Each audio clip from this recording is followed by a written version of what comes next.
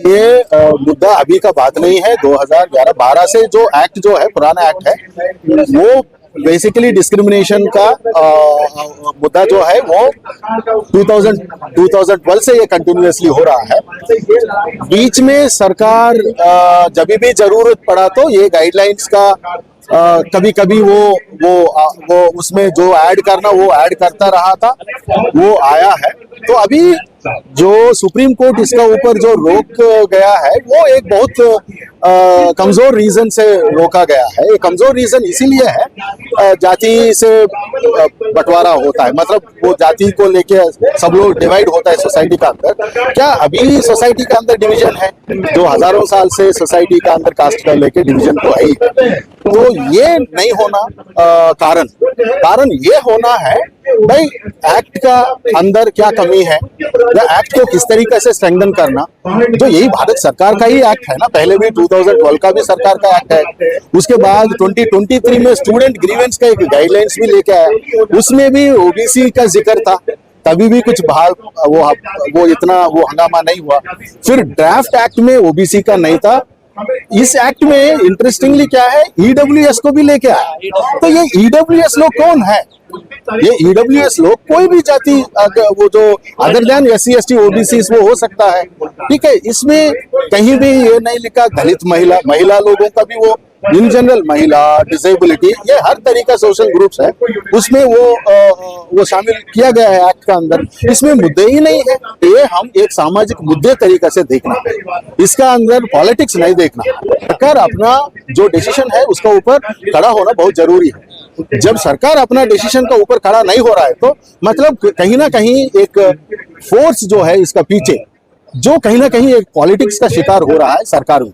तो फ्यूचर में भी सरकार इसके ऊपर खड़ा होना बहुत जरूरी है। ये कहा गया सवर्णों की तरफ से कि भाई देखिए इसका दुरुपयोग होगा, हमारे ऊपर झूठे आरोप लगाए जाएंगे, हमारे बच्चों को टॉर्चर किया जाएगा। देखिए, जो जहाँ पे मेजॉरिटी डिस्क्रिमिनेशन जो लोग करता है, हमारा ऊपर डिस्क्रिमिनेशन होगा। मेरा ये किताब जो लिखा मैंने लगभग 15 साल रिसर्च किया, जो मेरा किताब ने क्लियर कटली ये बताया विश्वविद्यालयों का अंदर SC स्टूडेंट्स के ऊपर किस तरीके से डिस्क्रिमिनेशन होता है।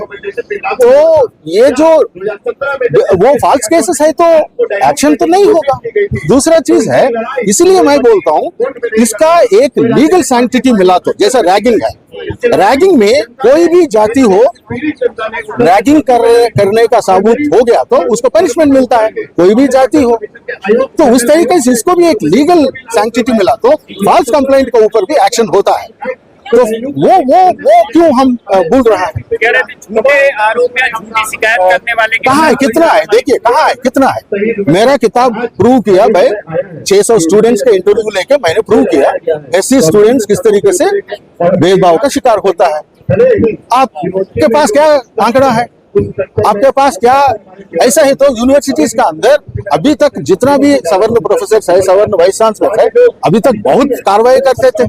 मतलब जहाँ डिस्क्रिमिनेशन नहीं है वहां पे कार्रवाई नहीं है। तो ये फॉल्स केसेस का मामला कैसे आ रहा है मुझे समझ में नहीं आ रहा। सर ये सर्वसहमति से बनी है, सारी पार्टियां इसमें रही हैं, फिर ये अचानक से इतना बड़ा कैसे सामने आएगा सर? देखिए कहाँ हो रहा है ये बवाल पूरा, 2-3 राज्यों में हो रहा है, यूपी में हो रहा है, बिहार में हो रहा है, दिल्ली में हो रहा है। टीवी पे सबसे ज्यादा हो रहा है, टीवी पे ज्यादा बवाल मचा रहा है। कहीं पे साउथ में हो रहा है, वेस्ट में हो रहा है, ईस्ट में हो रहा है, नहीं है ना।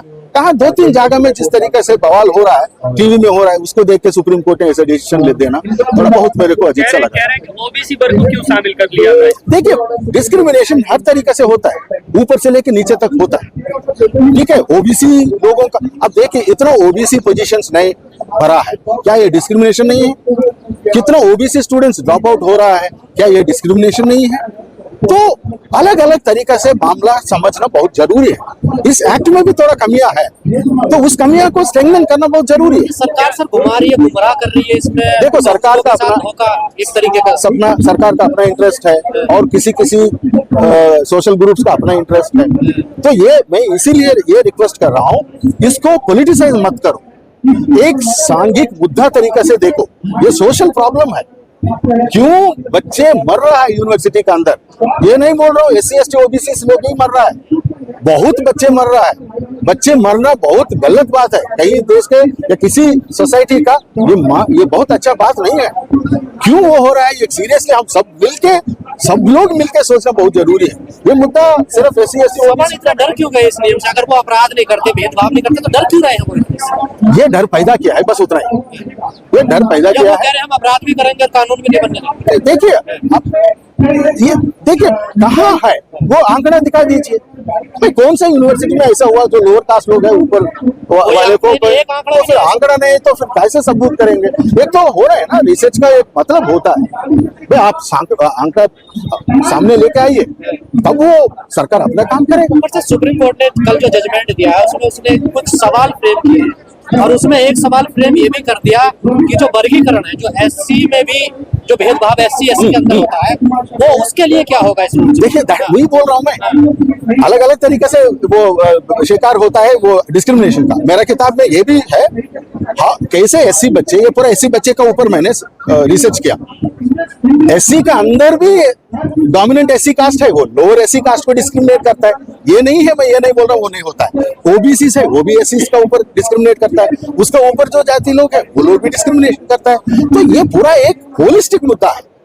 तो ये होलिस्टिक मुद्दा को लेके किस तरीके से इसको डिस्क्रिमिनेशन जनरल में भी ऐसा होता है ना, जनरल में भी तो ऐसा होता है। हाँ, क्यों नहीं ब्राह्मण होता में भी बहुत सारे क्यों नहीं होता है? ब्राह्मण इसका जिक्र क्यों नहीं किया सुप्रीम कोर्ट ने? देखिए वही है ना, उनका एक प्रेशर बढ़ रहा है इसलिए एक डिसीजन लेना बहुत जरूरी है। बट वो जो कारण जो दिया वो अच्छा कारण नहीं है। जैसा पहले बार समाज ये एक्ट समाज को बांट रहा है, पहले से ही बांट गया ना वो कास्ट को लेके। आप ये बोल दीजिए एक्ट में और बहुत तमाम चीज चेंज करना पड़ेगा इसीलिए रोका जा रहा है, वो बहुत अच्छा होता है, मान के चले। ये एक्ट, ये जो बोलना जाति से वो एक्ट से समाज में बांट मतलब डिवीजन ला रहा है, वो सही कारण नहीं है। जितना देर पार्टी कह रही है कि ठाकुर ब्राह्मण जीत गए और देश को बांटने वाले हार गए। देखिए बोलने लोग बहुत बोलता रहता है, मैं पता नहीं उस पर मैं कुछ टिप्पणी नहीं करता। सर एक तरफ तो हिंदू राष्ट्र की बात करते हैं, तो जब ऐसा कानून आ जाता तो वही लोग अधिकारों की बात आती है तो फिर जाति में तो वही है ना, वो कल तक वो हिंदू कचरे में है, अब आज सवर्ण कचरे में है और कल और कुछ कचरे में आएगा। तो ये अपना अपना पॉलिटिकल इंटरेस्ट के लिए वो यूज करता रहता है। मैं मतलब मेरा एक ही इंटरेस्ट है भाई, डिस्क्रिमिनेशन जो प्रॉब्लम है कितना इंपॉर्टेंट प्रॉब्लम है। ये लगभग 15 साल 20-30 साल का एफर्ट है SC ST एक्ट को लेके आज तक। ये किस तरीका से जो बच्चे बाहर हो या अंदर हो किस तरीका से शिकार होता है, तो उसका अंदर ओबीसी भी का जो अभी शामिल हुआ। नहीं तो डिस्क्रिमिनेशन कास्ट को मानना है ना, कास्ट तो है ही है। कास्ट क्या वो कैंपस का अंदर कास्ट नहीं? आप इतने सीनियर प्रोफेसर हैं, क्या देख रहे हैं इसमें आगे क्या होने वाला है, क्या लगता है? आगे देखिए सरकार तो इसका ऊपर खड़ा होना बहुत जरूरी है, मतलब वो डिसीजन उसका डिसीजन का ऊपर खड़ा होना बहुत जरूरी है।